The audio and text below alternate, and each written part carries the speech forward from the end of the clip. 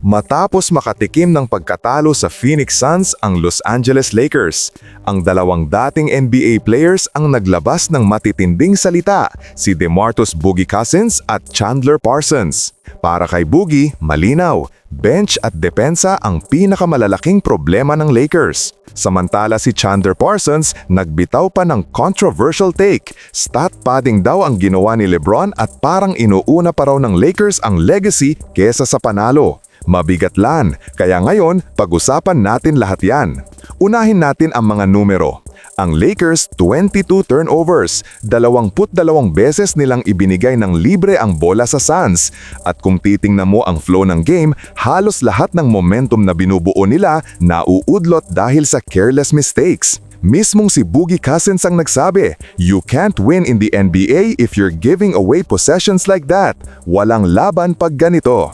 Yes, nagbuhos ng 38 points si Luka Doncic, pero hindi sapat ang one-man explosion kung halos wala kang support.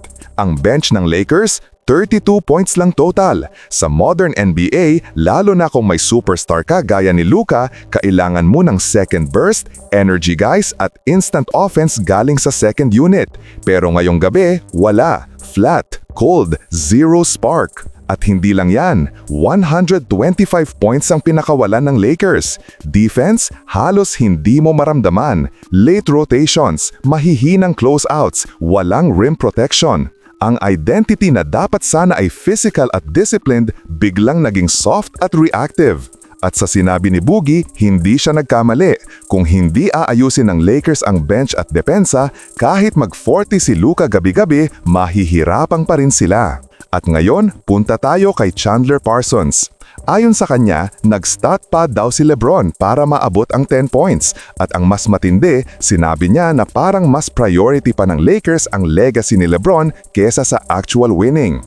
Kontrobersyal, oo, pero may punto ba?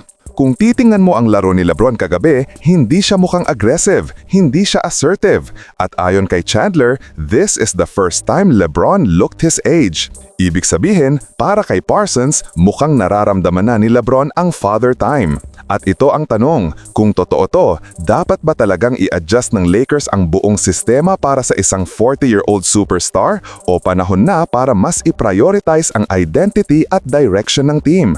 Pero tandaan natin, si LeBron pa rin yan. May big nights pa rin siya at kaya pa rin mag-impact sa laro. Pero kung bibit-bitin ng Lakers ang mindset na basta maabot ni LeBron ang milestones at hindi basta manalo ang team, doon sila magkakaproblema. So ayun ang mga bigat na puntos mula kina Boogie at Chandler. Bench production, defensive collapse, turnover issues, at ang malaking tanong tungkol kay LeBron at sa direction ng Lakers. Pero ngayon, sa inyo ko ibabalik. Sangayon ba kayo sa sinabi ni Boogie Cousins at Chandler Parsons? Malaki ba talaga ang problema ng Lakers sa bench at depensa? At naniniwala ba kayo na nag-stat pad si LeBron? Comment nyo sa baba, pag-usapan natin.